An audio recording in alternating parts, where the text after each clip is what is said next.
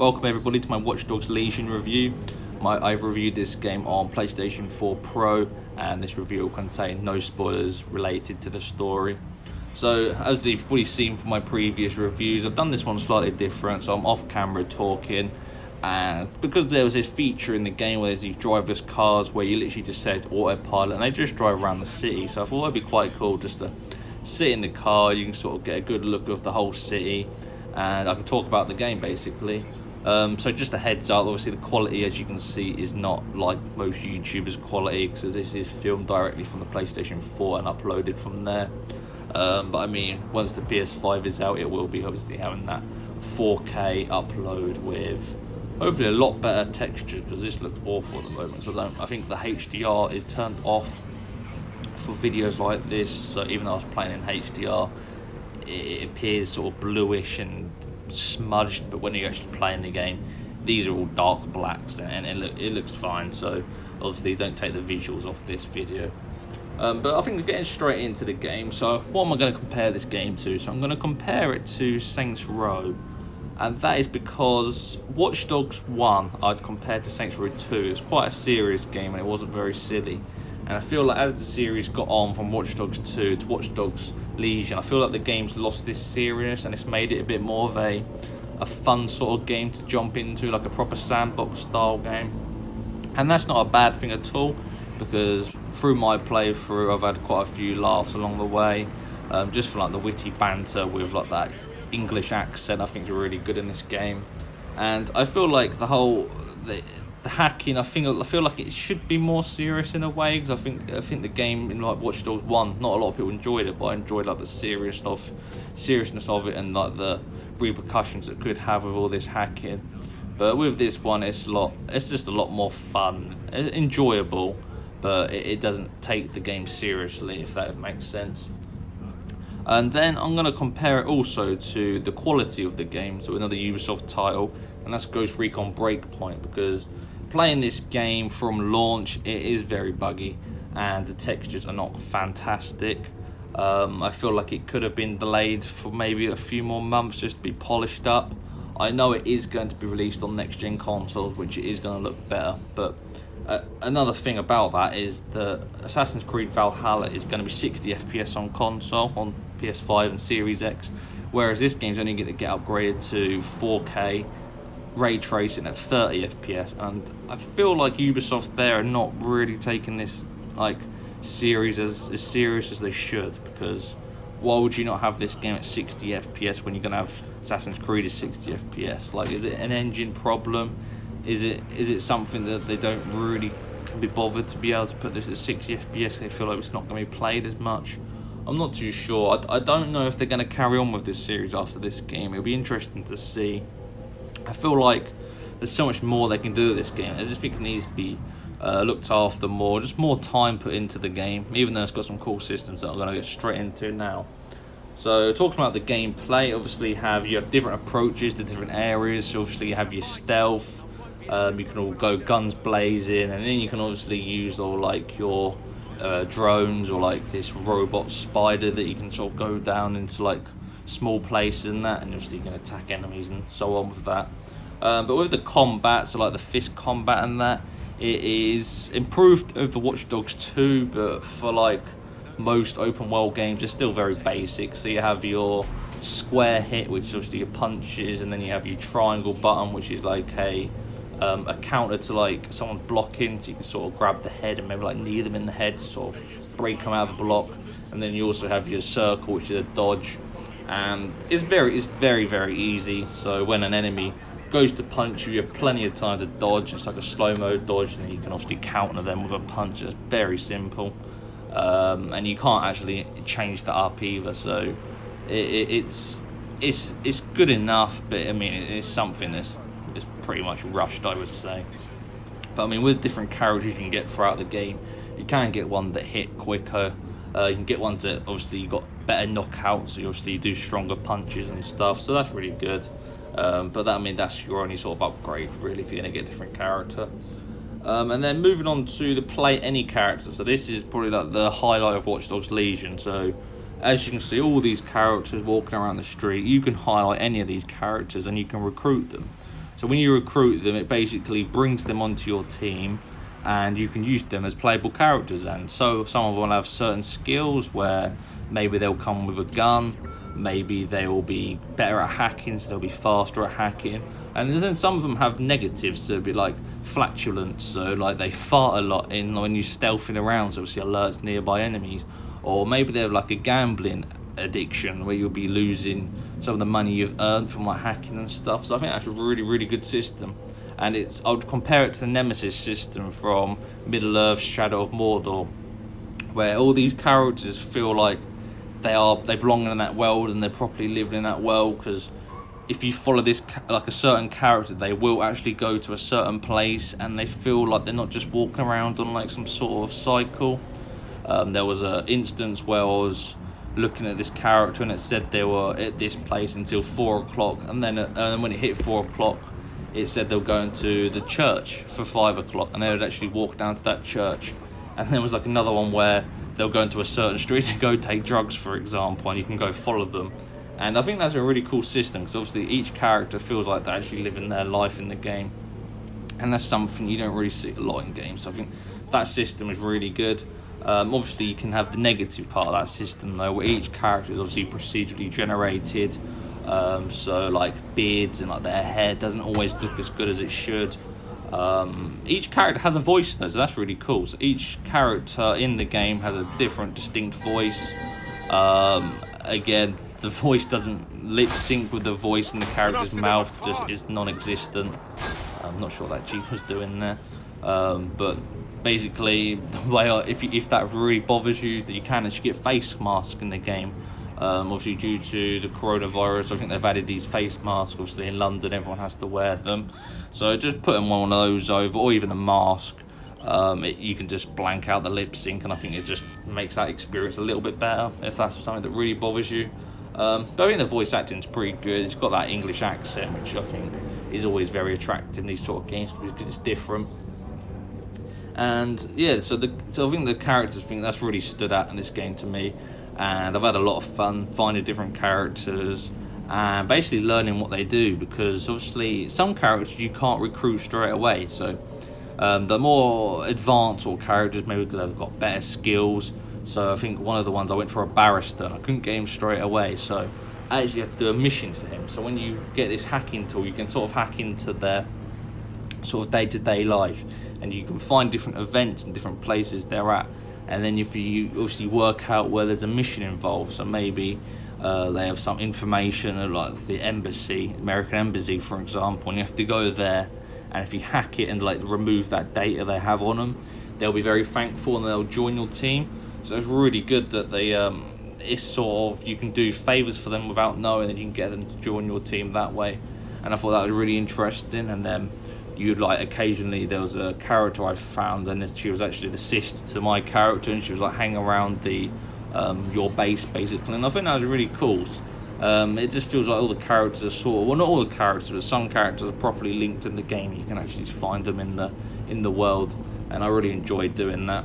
And I would say that's sort of like some of your side missions are involved in that, where you're doing these little missions for these characters to get them on your side. And I feel that that's some of the little side missions in the game that are, they're just not like appearing on the map, for example. And then obviously you've got your skills and gadgets as well. So skills and gadget page, so you get this currency, like these tokens around the map. They appear like these green little triangles. You know, you get about 10, 25 depending on where the area is, and you use these currency in the menu, and you basically purchase new skills, upgrades, or new tech, and that can range from upgrading like the spider bot to maybe be able to have a turret on it, so you can place it down and have it to shoot. Or you can purchase obviously the high profiler, so you can obviously profile higher targets and things like that. And that's an alright system. Every skill you unlock is basically open for every character, so you never really get to improve the characters. As soon as they join dead stack, they sort of have the hack and everything available to them, which I think it'd have been cool if you can actually improve each person, because obviously as a random person joining dead set, like an old lady for instance, she's not really going to be good at hacking. So it'd have been cool to have like a little skill tree or something where you can improve them, and maybe over time there's like an XP bar which once you reach a certain level, they obviously get better and better and quicker and things. And it'd been cool if there was like a system like that. But the upgrade thing's good. You can just go along. You can go around the whole map without playing like the second mission, for example, and just get all the upgrades straight away, then play the whole game through that way. So you get a lot of freedom with how you want to play the game in that sense. So looking at the missions and activities, so the missions I didn't find massively exciting. They were obviously a lot of missions in this sort of game. They're inside, you're hacking different cameras and that. There was the odd cool one where I went to like Scotland Yard and I had to get some evidence, but Scotland Yard's obviously where loads of all the evidence for the police in London collect, and be able to get in there and out in real life is obviously pretty much impossible in the game. It was literally one of the easiest missions I've probably done. Literally just distract a few guards, I can go in, no guards near the evidence room, went straight in, got that and walked out, and it's just like, is it really that easy? So I thought maybe this feels like rushed, and the AI just aren't that good. They aren't clever. They don't exactly pay attention to everything, if you know what I mean. If they get distracted, they'll walk over, have a look, zapped, and they'll be like electrocuted and they'll be on the floor. And no, the enemies don't really. They're on like a route, so they follow a certain route you can't see, and that's basically it.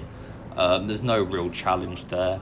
If you sort of use all like the stealth part of the game, it's really straightforward. But some of the activities in the game, so there's different activities where you have like sabotage a protest and like billboard signs and change them to DedSec. And once you've done them in a certain area, say like you do all those in Camden, you basically release Camden from like the clan, and you sort of, I wouldn't say you own Camden, but you sort of DedSec, that's DedSec's area now. And you also get rewarded for that as well, so you might get like a new character, you might get another mission that brings out. So it's basically, you sort of understand that Ubisoft sort of sense. I mean, they've done it in like Assassin's Creed Syndicate, that was set in London. You have these like gang areas, and once you've overtook this area, you get like benefits and stuff. You know, we've seen this system before, but it is something to do alongside the main missions. And then you also get like, there's different activities you can do. So I mean, there's like football keep you up challenges.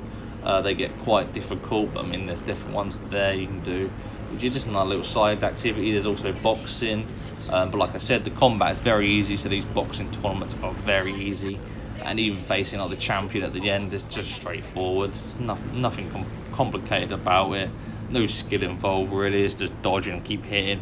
It's very easy.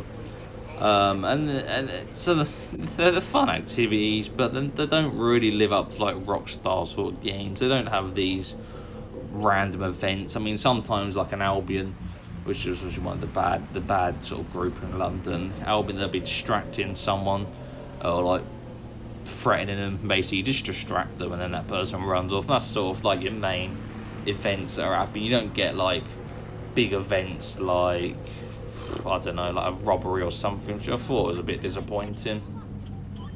So yeah, so you can see here the vibrant colours of like London, Big Ben and that in the background.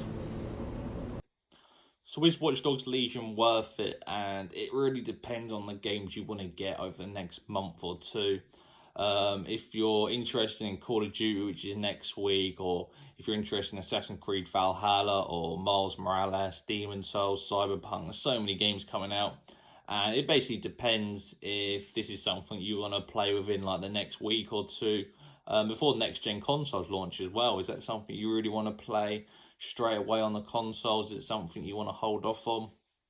It's definitely a game I'd say maybe it'd be a good Christmas sort of game. So if it is something you want to show family or friends, because obviously, say if you're from like the United Kingdom and you're playing this game, you might want to show them what London looks like, because this is obviously the first modern day game where you can actually go and explore London. So I think it's something you want to show people.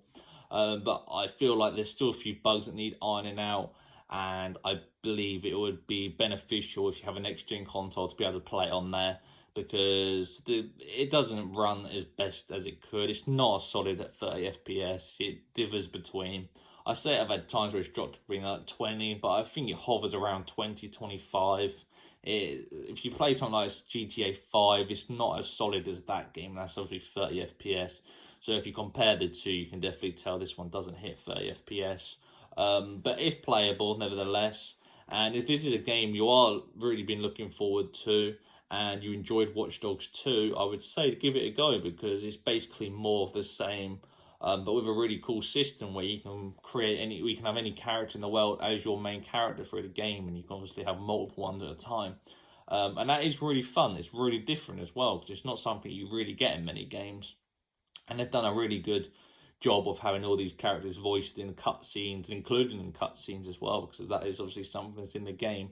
But yeah, that's basically it. I'm gonna give this game a 6 out of 10 because it's buggy still, and it's not it doesn't feel like a AAA game. It sort of hovers between that AA, AAA. It doesn't feel as clean as it should, and I feel like there's content there that will come eventually, because obviously the world's pretty big. It's one of the typical Ubisoft games where it's pretty expansive, and I feel like there can be so much more content they can rammed in there. And obviously you've got the online modes coming in December. You've got like the free roam with friends and that have missions to do.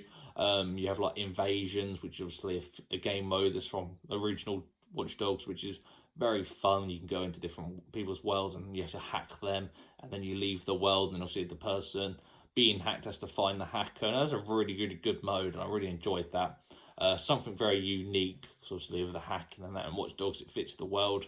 But yeah, for me personally, I would hold off, and if there's games you're gonna get in the next month or two, maybe get those, maybe watch the reviews for those, and to choose which one you want. But if you are in the UK now and we are going into lockdown, this would be a perfect game to play, especially if you're not going to get Call of Duty, if you're not going to get an Xbox. This is definitely a good game to last you for 2 weeks. The story is quite a long story, so it's definitely something for you to do. And then there's obviously more content coming next year. If you get the season pass, you'll get a whole lot more content. You get 4 new characters, including Aiden Pierce, and Wrench as well from Watch Dogs 2. And you actually are getting the Watch Dogs 1 Complete Edition at some point as well. So I'm not sure if it's going to be remastered or not. But it'd be really cool if Watch Dogs 1 actually looked like it did the first time we saw it, where it looked really next gen, and we never actually got that looking Watch Dogs. But yeah, that's basically my review for Watch Dogs Legion. I hope you enjoyed it. I'll do many more reviews later this month with Call of Duty, Cold War, Assassin's Creed Valhalla, Spider-Man Miles Morales, and Cyberpunk when eventually that comes out, as well as the PlayStation 5 review as well, which I'm going to be doing a special 24-hour session where I can review the game every few hours and tell you how the experience I've had with it so far. So yeah, that's it guys. I'll see you very soon.